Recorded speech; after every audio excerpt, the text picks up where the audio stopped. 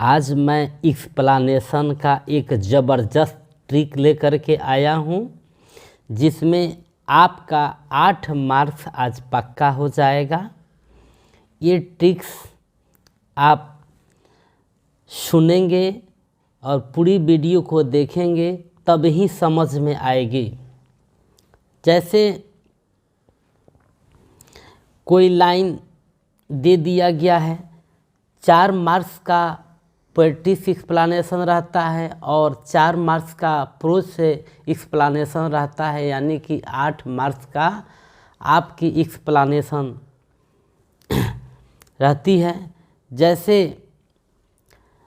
Line दे दिया गया है कि here lies a must beautiful lady, खाली जगह, this lady of west country. तो सबसे पहले हम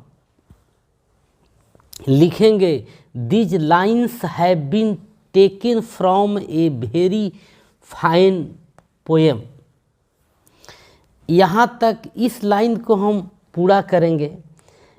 इसके बाद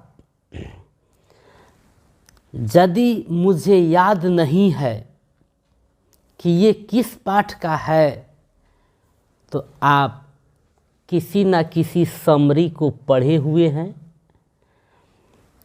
उस समरी पे ध्यान देंगे, या समरी भी आप भूलते हैं तो क्वेश्चन आंसर कुछ याद किए होंगे, उस क्वेश्चन आंसर पे आप ध्यान देंगे। यदि क्वेश्चन आंसर भी आपको याद नहीं है तो गिवन लाइन्स, यानी कि जो लाइन दिया गया है उस लाइन को देख करके उसी में से ही उस पंक्तियों के बाद आप लिखेंगे।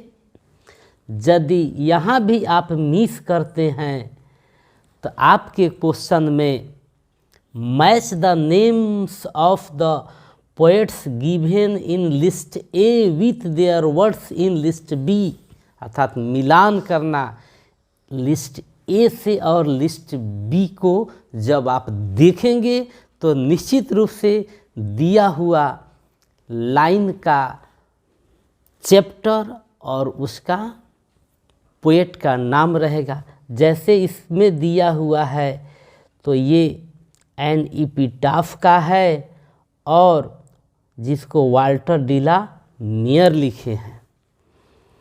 तो अब आप इस लाइन को लिख चुके हैं कि this lines have been taken from a very fine poem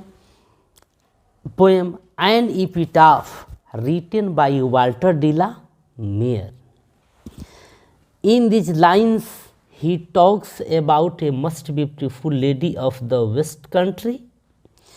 She had the habit of moving here and there, but beauty disappears. यानी बताए गए ट्रिक से आप किसी भी तरह इन पंक्तियों के बारे में आप लिख दे रहे हैं तो आपका 8 मार्क्स पक्का हो गया।